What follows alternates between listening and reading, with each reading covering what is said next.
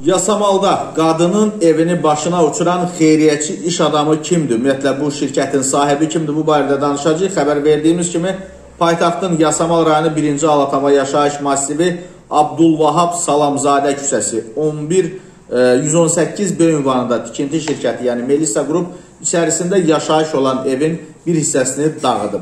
Və bununla bağlı görüntüləri görmüsünüz, dəyərli izləyicilər.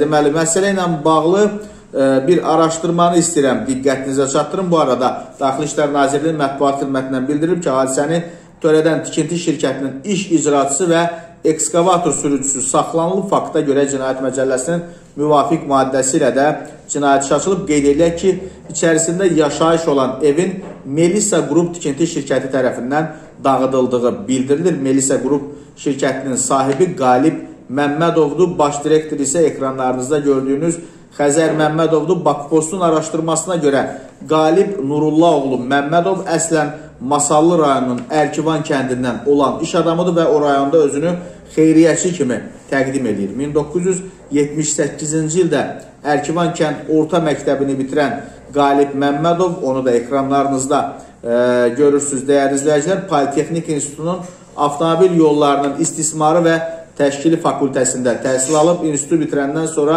Naxçıvana təyinat alıb, bir müddət avtomobil nəqliyyatı kontorunun 4 saylı istismar sahəsində çalışır. Daha sonra avtomobil nəqliyyat kontorunun rəisi vəzifəsinə təyinat alır və digər məlumatlar da var. Deməli, Qalib Məmmədovun həm də Performans Center şirkətinin prezidenti olduğu bildirilir. Şirkət 1997-ci ildən General Motors korporasiyasının Chevrolet və Cadillac brendlərinin Azərbaycandakı yeganə rəsmi dileridir. Həmin ildən başlayaraq Performance Center General Motors korporasiyasının Şimali Amerika, 2004-cü ildən Rusiya, 2005-ci ildən isə Koreya istehsalı olan Chevrolet avtomobillərinin Azərbaycanda rəsmi dileridir.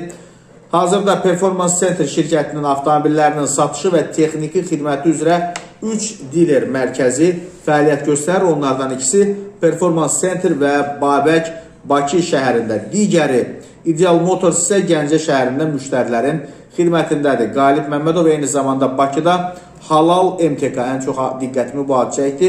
Halal MTK, General və yaxud da General MTK, Yüksəl MTK, ASP MTK kimi bir çox yaşayış kompleksləri və tikinti layihələrini həyata keçirən, hazırda isə Melisa Park, Melisa Residence, Melisa Azadlıq layihələrini icra edən Melisa Qrup şirkətinin sahibidir.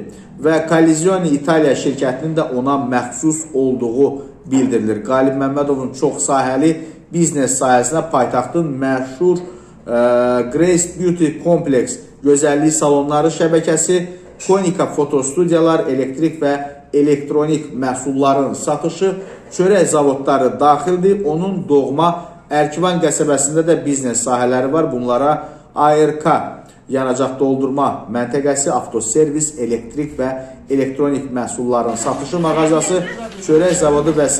daxil olduğu bildirilir. Maraqlıdır, bu boyda imkana sahib olan biri bəs insanlara qarşı niyə belə daha doğrusu davranır və orada, amma ondan da çox diqqətimi çəkən o traktorisin davranışı. Çünki indi Qalib Məmmədov bu kasıb adamı başa düşməyə bilər də. Bəlkə də yəni bu boyda var dövlət olan, amma sən traktoristsən, qardaş. Sən başa düşməlisən də bu kasıbı. Sən özün də bizim günümüzdəsən. Vətəndaşın evinə niyə başına uçurdursan? Əmr quluyam deyirsənsə, traktordan düşüb gedə bilərdin. Yəni, yəqin ki, kimisə anasının, bacısının üstünə o evi uçurtmaq, belə deyək, 3000, 5000 də alsan ondan artıq deyil.